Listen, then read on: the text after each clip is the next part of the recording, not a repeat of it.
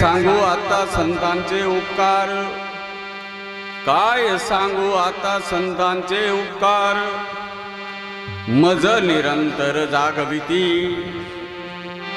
काय द्यावे त्यासी व्हावे उतराई, ठेविता हा पायी जीव थोडा, सहज बोलणे हित उपदेश, करुणी सायास शिकविती, काय द्यावे त्यासी व्हावे उतराई, ठेविता हा पायी जीव थोडा, तुका म्हणे वत्स धेनुएचे चित्ती, तैसे मज येती सांभाळीत, काय द्यावे त्यासी व्हावे उतराई, ठेविता हा पायी जीव थोडा. प्रस्तुत प्राप्तस्थळी कीर्तनरूपी सेवेसाठी निवडलेला अभंग देहूचे निवासी वारकरी संप्रदायाचे कळस छत्रपती शिवाजी महाराजांचे आध्यात्मिक गुरु तथा ज्यांनी 5वा वेद म्हणजे गाथा लिहिला आणि आमचा माथा ठिकाणावरती आणला असे संत म्हणजे जगद्गुरु तुकोबराय आणि त्यांचा 4 चरणाचा अभंग आजच्या संकीर्तन सेवेसाठी निवडलेला आहे. विठ्ठल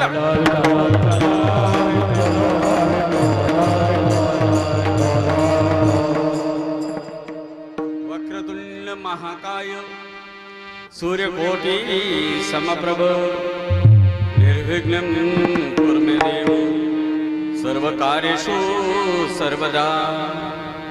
गुरुर्ब्रह्मा गुरुर्विष्णु गुरुर्देव महेश्वरा, गुरु साक्षात् परब्रह्म तस्मै श्री गुरवे नमः.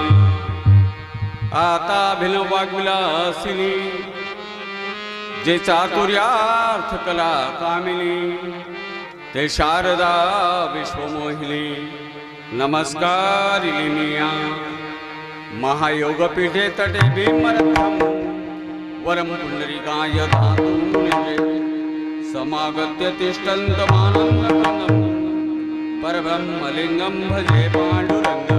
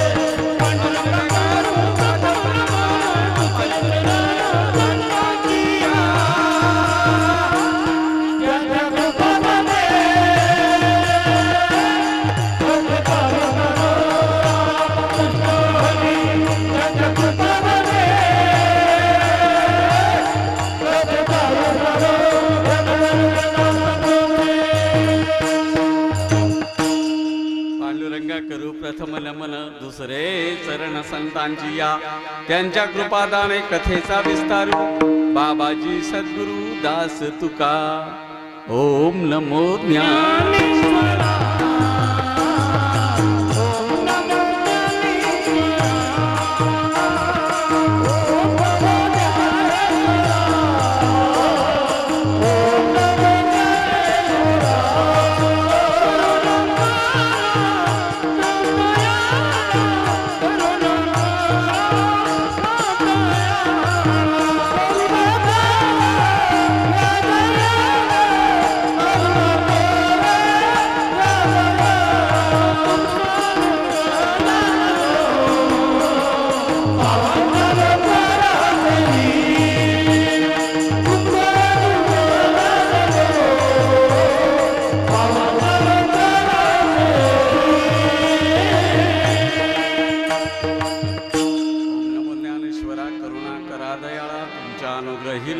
पावन झालो चराचरी.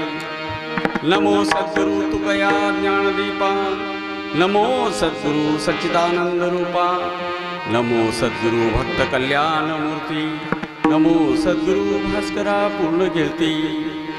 लोकाभिरामं रणरंगधीरं राजीवनेत्रं रघुवंशनाथं, कारुण्यरूपं करुणाकरन्दं श्रीरामचंद्रं शरणं प्रपद्ये मनोजं मारुततुल्यवेगं जितेन्द्रियं बुद्धिमत्ता वरिष्ठं वातात्मजवानरयुद्धमुख्यं श्रीरामदूतं शरणं प्रपद्ये आइए हनुमंत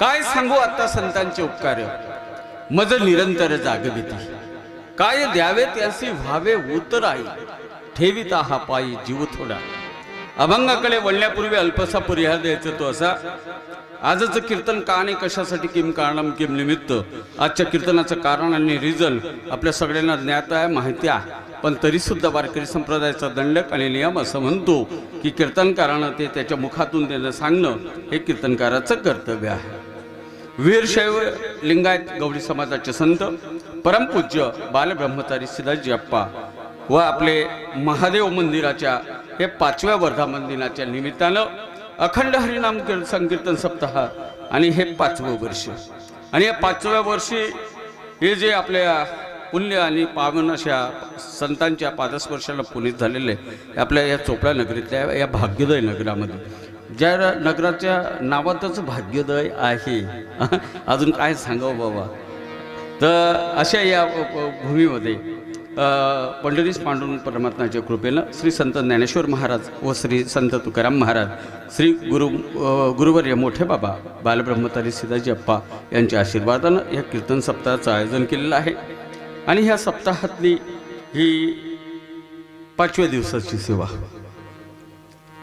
आणि नॉनस्टॉप सांगायला अभिमान वाटतो हां 3ऱ्या वर्षाला हां हॅट्रिक झाली ना माझी हां ही केवळ ही इथल्या मंडळींची कृपा आणि 3ऱ्या वर्षी ही सेवा माझ्या वाट्याला राजूभाऊ गवडी आणि आमचे अध्यक्ष माननीय संजीव नाना यांच्या माध्यमातून आली हे मी माझं प्रथमतः भाग्य समजतो आणि मग ही सेवा माझ्याकडे जी आली या इथे आपल्या आयोजकांच्या माध्यमातून आणि या 5व्या दिवसाची सेवा म्हटली कीर्तन म्हटलं की तो एकट्याचा खेळ आहे का एकटा कीर्तनकारींनी बोंबली जाईन असं चालेल का माय नाही ना त्यासाठी तुकोबारायांचं प्रमाण आहे लावणी मृदंग श्रुती टाळ घोषू सेवू ब्रह्मरस आवडीने मृदंग लावावा लागेल श्रुती म्हणजे विना त्यासोबत टाळ आणि मग यांच्या मुखातून काय गजर होईल हरिनामाचा आणि त्याच्यातून ब्रह्मरसाची निर्मिती होईल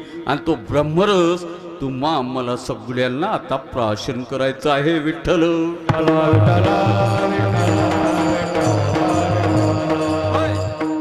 मग यासाठी गुणीजन भजनी मंडळाला पाचारण करण्यात आलेलं आहे हे भजनी मंडळ म्हटलं की आमच्या खानदेशाचे आणबान आणि शान म्हणजे माऊली भजनी मंडळ हातेळ हातेळ म्हटलं म्हणजे एक ब्रँडच आहे वेगळं हातेळची वंशकृषी मग त्याच्यात तुम्ही पण आले बरं बाबा हातेळ बुद्रुक हातेळ खुर्द गलवाडे भाडू धुपे या पंचकृषीतल्या इथली मंडळी म्हणजे एक गुणीजन असं भजनी मंडळ आहे आणि संपूर्ण खानदेशात प्रसिद्ध आहे आणि मग या भजनी मंडळाचे गायनाचार्य ज्यांना गाणं कोकिळा म्हटलं जातं आणि ज्यांच्या गायनाची झलक गेल्या 3-4 वर्षापासून तुम्ही सगळे ऐकतात कोण आहे बरं का गायन कोकिळा इथली कोण आहे सांगायचं कामच नाही माय माऊलींनी सुद्धा सांगितलं कोण लिंबाजी जिभाऊ महाराज हरिभक्त परायण आमचे लिंबाजी जिभाऊ महाराज सोबतच दुसरे गायनाचार्य हो त्यांची तेवढीच तुम्ही हरिपाठ ऐकताय ना रोज ज्यांचं मंत्रमुग्ध करणाऱ्या हरिपाठाच्या माध्यमातून आपण भरतजी महाराज तसंच दुसरे गायनाचार्य आमचे हरिभक्त परायण ते पण गान कोकिळाच ना असे आमचे रवींद्रजी महाराज सोबतच आमचा युवा तरुणा आणि कमी वयात त्यानं हे सगळं ज्ञान संपन्न केलंय. 7 वर्ष ज्या वेळेला तुम्ही आळंदीला घासता ना त्यावेळेला हे शक्य होतं बरं का. एका दिवसातली कला नाही या हो. मुक्या अशा त्या मृदंगातून बोल काढणं साधी गोष्ट नाही. यासाठी तुम्हाला खूप घासावं लागतं असे आमचे दीपकजी महाराज. सोबतच ज्यांचा हार्मोनियम म्हणजे माझ्या वडिलांची विरासी, त्यांच्या वडिलांपासूनच त्यांचा वारसा काय आहे असे आमचे हार्मोनियम वादक हरिभक्तपरायण भैयाजी महाराज. आणि ह्या सगळ्या आमच्या मंडळाला जे गुंफून ठेवतात, एकत्र आणतात असे हरिभक्तपरायण आमचे माऊली भजनी मंडळाचे अध्यक्ष माननीय संजू नाना. आणि माझा आवाज इतका गोड नाही, परंतु माझ्या आवाजाला फिल्टर करून तुमच्यापर्यंत चांगल्या पद्धतीनं पोचवण्याचं काम जे आमचे हातेडचे जय भवानी साऊंड सर्व्हिसचे ऑपरेटर आमचे हरिभक्तपरायण शरद बापू आणि त्यांचे चिरंजीव योगेश दादा MBA झाले बरं का. परंतु सगळं काम करतात, ॲक्टिव्हिटीज एक नंबर असे आमचे योगेश महाराज. आणि सोबतच आमचे हातेडून आलेले आमचे प्रकाश नाना, ज्यांचं आमच्यावरती सतत जसं प्रेम आहे. हे सगळेच भजनी मंडळातले गुणीजन भजनी मंडळ क्या बात आहे. विना खूप छान त्या दिवशी मी पाहिले झालं. तसेच बाबा आमचे मिलिटरीमॅन दादांचे वडील मोठे बंधू ज्येष्ठ बंधू हे सगळेच आपलं बाल भजनी मंडळ सगळेच. आणि सोबत आलेले आमचे माझे कीर्तनाला आमचे मार्गदर्शक हरिभक्तपरायण समीक्षक माननीय आमचे मोतीराडे सर. तसंच माझ्या कीर्तनाला एका कीर्तनकाराच्या कीर्तनाला दुसरा कीर्तनकार जात नाही. ॲटिट्यूड असतो. परंतु माझ्या कीर्तनाला ज्या पंढरपूरच्या वाळवंटात तयार झालेलं एक असं आमच्या पंचकृषीतलं अनमोल रत्न हरिभक्तपरायण आमचे कुणालजी महाराज. हो. सोबतच आमचे लिंबा महाराज कुठं आहे दिसत कीर्तनकार बाबा आले ना. हरिभक्तपरायण लिंबा महाराज. हो लिंबा महाराज. तसेच आपले अभिजित टेलर साहेब आमचे ते पण कीर्तनकार. हो. सोबतच आमचे नानांचं खूप आमच्यावरती विशेष प्रेम आहे असे आमचे लोहार नाना. सोबतच आमचं सप्ताहाचं आयोजन करणारे चौधरी दादा राजूदादा राजूदादा त्यांचं सप्ताहाचं आयोजन झालं. तर खूप अशी सगळीच गुणीजन भजनी मंडळ. तसेच आमचे विलेकरी दादा त्यांचं नामोल्लेख करणं गरजेचं आहे. आणि जे इथलं आयोजन आहे ते आमचे राजू दादा गवडी आणि त्यांचं संपूर्ण कुटुंब, आमचे नंदूदादा गवडी, सचिनदादा गवडी, त्यांच्या मातोश्री, सगळेच कुटुंबाचं सर्वात मोठं योगदान असतं. आणि सोबतच त्यांच्या पाठीशी राखी असणारे आणि सगळे ह्या मंडळाला हातभार लावणारे आणि पवित्र असा हा हरिनाम सप्ताह पुढे नेणारे सगळीच आमची गुणीजन मंडळी. आणि सोबतच तुमले असं वाटेल तुमनं कौतुक चालू आहे आमनं काय वक्ता तो वक्ता नहे श्रोते विना माय बापू. तुम्ही कीर्तनाला हात म्हणून रंगात आहे म्हणून तुम्ही तो महेशाच्या मूर्ती आणि मी दुबळा अर्चित भक्ती म्हणून तुम्हा सर्व मायबापांच्या चरणावरती मी प्रथमतः नतमस्तक.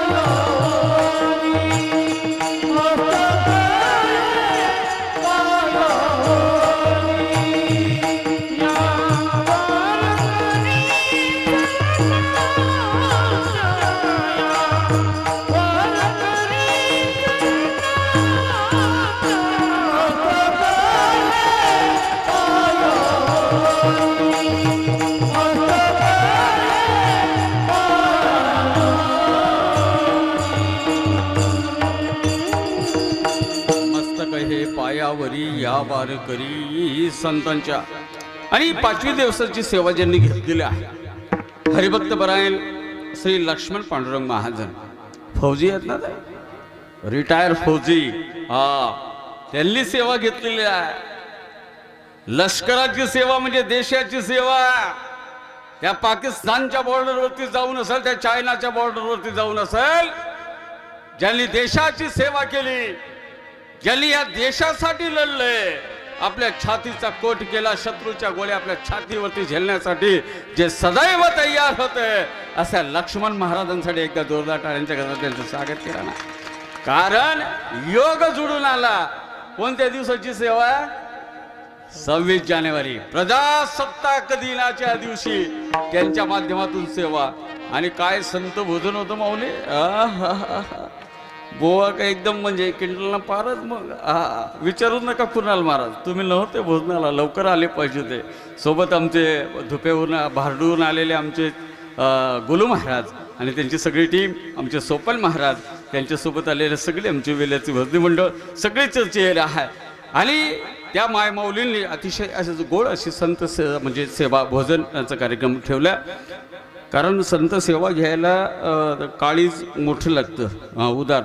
आमनी मंडळी हा म्हणतेस हो बाहेर लिहिलेसूत महाराज आम्ही सेवा, पण घरमा जर डोया वटारात ना कार्यक्रम आउट होईल. असं नाही, यंदा घ्यायची होती बाबा आम्हाला सेवा, परंतु थोडी अडचण आली. काय अडचण म्हणे, तू न घरमा चालणं नाही होणार.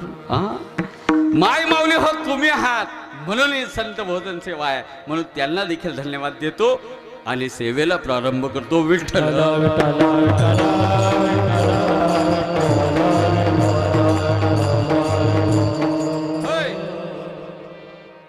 काय सांगू आता संतांचे उपकार. काय म्हणतात तुकोबराय, काय सांगू आता संतांचे उपकार. मज निरंतर जागविती, म्हणजे मी झोपला आहे का आणि झोपलेल्या माणसाला जाग करताय का, असा हलवून उठवताय का, नाही. आपल्या हितासाठी जाग करणं, तुमच्या फायद्यासाठी जाग करणं होय. आणि म्हणून तुकोबराय सांगतात, काय सांगू आता संतांचे, इतके उपकार आहे संतांचे की सांगायला शब्द अपूर्ण पडतात. काय सांगू आता संतांचे उपकार, मज निरंतर जागविती. मग काय द्यावे त्यासी व्हावे उतराई. परत काय आला, काय किती देऊ, काय देऊ, किती देऊ, अपूर्ण पडेल. ठेविता हा पायी जीव थोडा. तुमच्या पायावरती जरी जीव ठेवला ना, संतांच्या पायावरती, तरी सुद्धा संतांचे उपकार फिटणार नाही. या अर्थानं तो काय आहे. मग तुकोबाराय पुढे चालून सांगतात, सहज बोलणे. कसं बोलतात संत, सहज बोलतात, साध्या भाषेत बोलतात, सोपं करून सांगतात, त्यांना संत म्हणतात. सहज बोलणे, हित उपदेश, आमच्या हिताचा उपदेश करतात. करुणी सायास शिकविती, सायास म्हणजे सोपं करून शिकवतात. काय द्यावे त्यासी व्हावे उतराई, ठेविता हा पायी जीव थोडा. शेवटच्या चरणात तुकोबराय सांगतात, तुका म्हणे वत्स. कोणाचं वत्स बर का, इकडं लक्ष द्या. धेनुचे चित्ती. धेनू म्हणजे काय माय, धेनू गाय. अरे वा क्या बात आहे. या मायमावल्यांसाठी एकदा जोरदार टाळ्या वाजवा ना.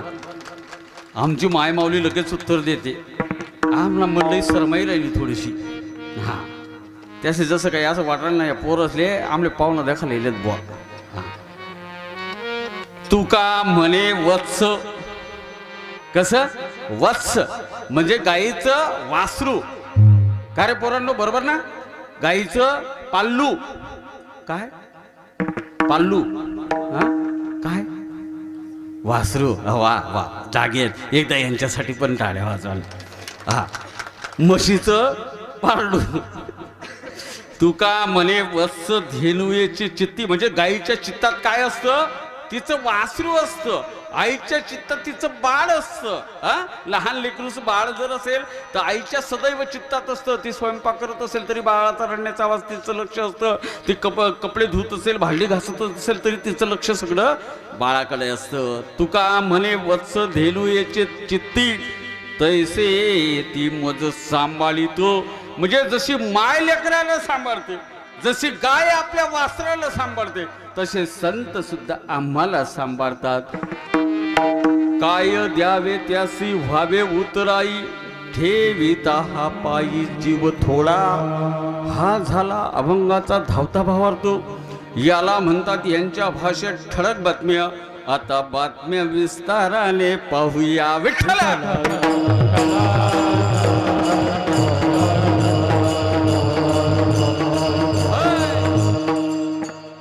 आणि ज्यांचं नाव घ्यायचं मी विसरलं. आजच्या कार्यक्रमाचं आहे ना, शूटिंग होता आपल्या खानदेशचं वैभव असणारं धुळ्याचं आपलं ज्ञान मंदिरा चॅनल आणि त्या चॅनलचे ऑपरेटर हरिभक्तपरायण दिनेशजी पाटील आमच्या एका शब्दा खातीर लगेच इमिजिएट हजर झाले. त्यांच्यासाठी एकदा जोरदार टाळ्या वाजवा.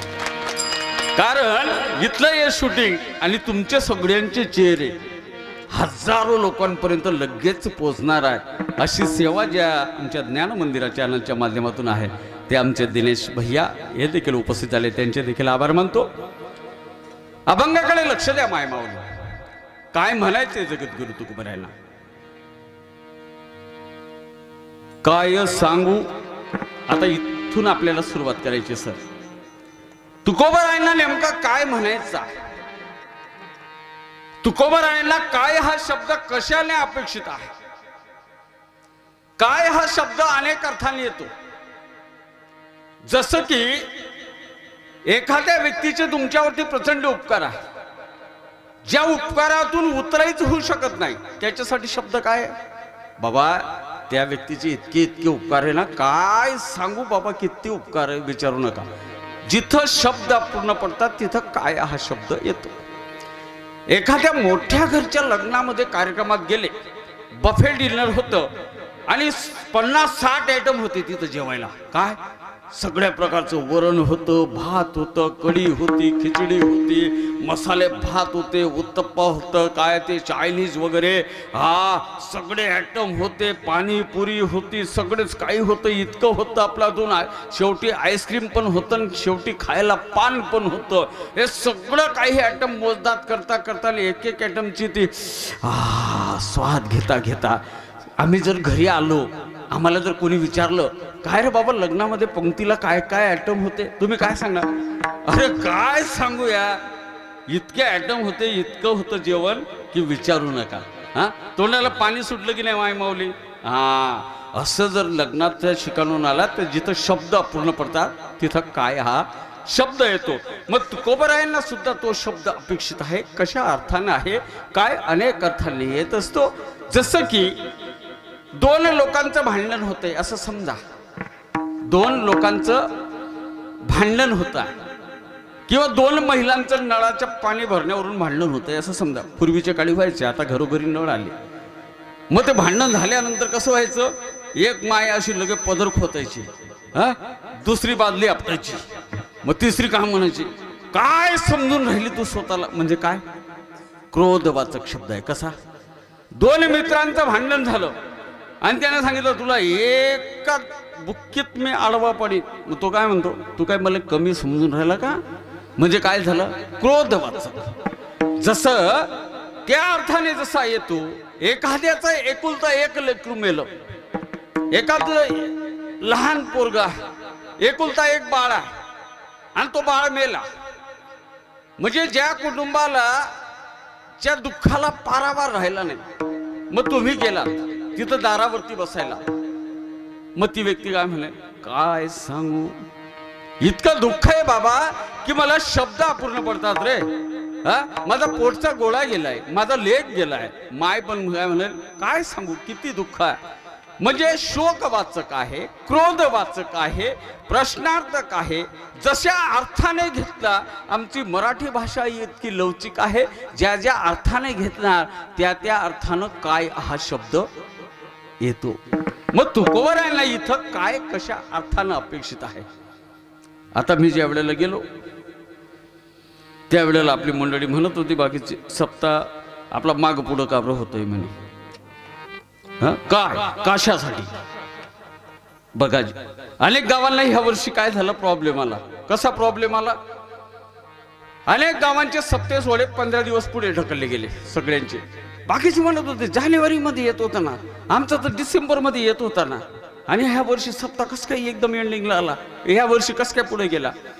कारण काय झालं, या वर्षी कोणतं वर्ष होतं माय, कोणतं वर्ष होतं, हा कोणतं होतं बोलत चला ना.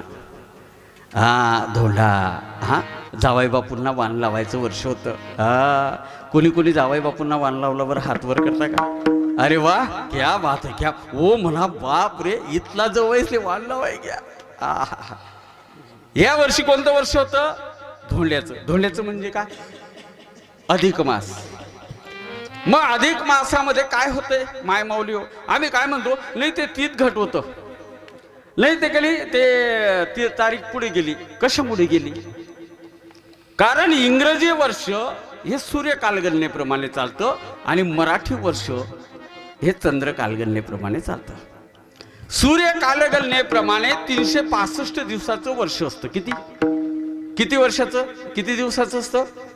365. ज्या वर्षी लीप इयर येईल, म्हणजे ह्या वर्षी 2024 काय आहे? लीप इयर आहे. आणि लीप इयरच्या वर्षी फेब्रुवारी किती दिवसाचा असतो? 29 दिवसाचा असतो. इतर वेळेला काय किती दिवसाचा असतो? 28 दिवसाचा फेब्रुवारी असतो. मग जसं आम्हाला लीप इयर मध्ये फक्त एका दिवसाचा फरकानं 365 आणि 366 3 वर्षापर्यंत आता पुढे 365 दिवसाचं येईल आणि चौथ्या वर्षी परत 2028ला आमचं लीप इयर येईल, म्हणजे एक दिवस आमचा वाढेल तिथं. मग ते काय असतं? सूर्य कालगणनेप्रमाणे सूर्याच्या भोवती पृथ्वी जी फिरते, जी स्वतःभोवती जी फिरते त्याला परिवलन असे म्हणतात, आणि सूर्याच्या भोवती फिरते तिला परिभ्रमण असे म्हणतात. मग परिवलनाचा वेग जो आहे तो 23 तास 56 मिनिटं आणि 4 सेकंदाचा आहे. मग त्याच्यातले जे काही सेकंद आणि काही मिनिट जे उरलेले आहेत त्याचं एका वर्षामध्ये होतात 6 तास. दर वर्षाचे 6 6 6 आणि चौथ्या वर्षाचे 6 म्हणजे 6 चोक 24. त्या वर्षाला चौथ्या वर्षाला लीप इयरमध्ये एक दिवस ॲड केला जातो. याला म्हणतात सूर्य कालगणना. गॅग्रियन कॅलेंडर जे जगानं स्वीकारलं, पण आमचं मराठी कॅलेंडर जे आहे ते चंद्र कालगणनेप्रमाणे चालतं. आणि चंद्र कालगणनेप्रमाणे महिना जो असतो आमचा 29.50 दिवसाचा असतो. किती दिवसाचा असतो?